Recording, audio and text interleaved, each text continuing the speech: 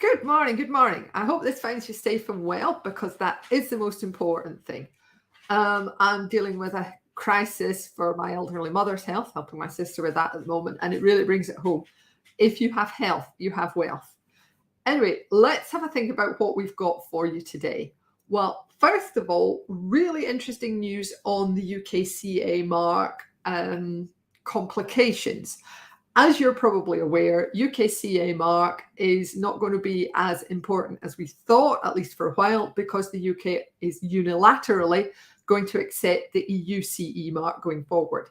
Or is it? Really interesting article by a lady called Sinead Arshashuk. The Sinead bit's easy for me being Scottish, but it's the Arshashuk bit of her surname that I can't quite get. And I'm just going to put the link below this video now. She's talking about two situations where you will still need a UKCA mark. One of them is for RoHS items, that is electrical items, I think. And the other situation is for medical devices where the UKCA mark is definitely going to be required. So please do have a look at that link. It goes through it in detail.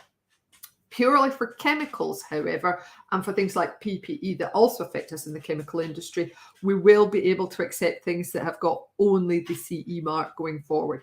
But I just thought it was interesting that it's not as global as we perhaps first thought. So that's the first thing. Second news item, ECHA are back from their holidays.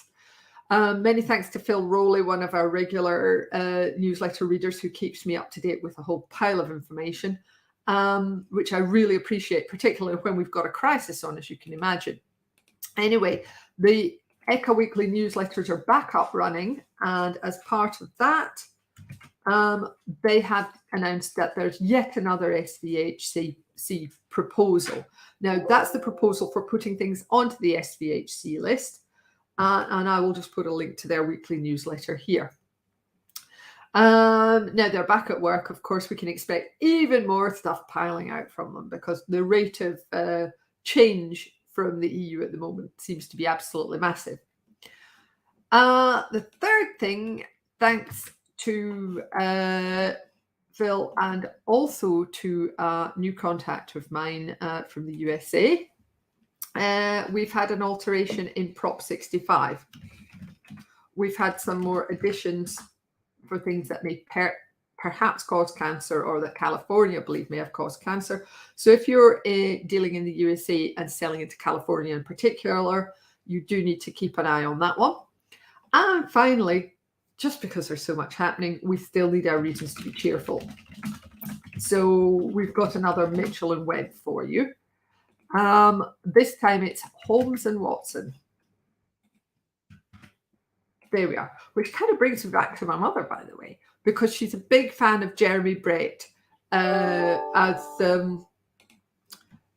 Sherlock Holmes, and this is a reminder of her. So anyway, whatever you're doing this weekend rather, I hope you have a good time. I hope today goes well at work. Like I said at the start, I hope you and yours are all safe and well.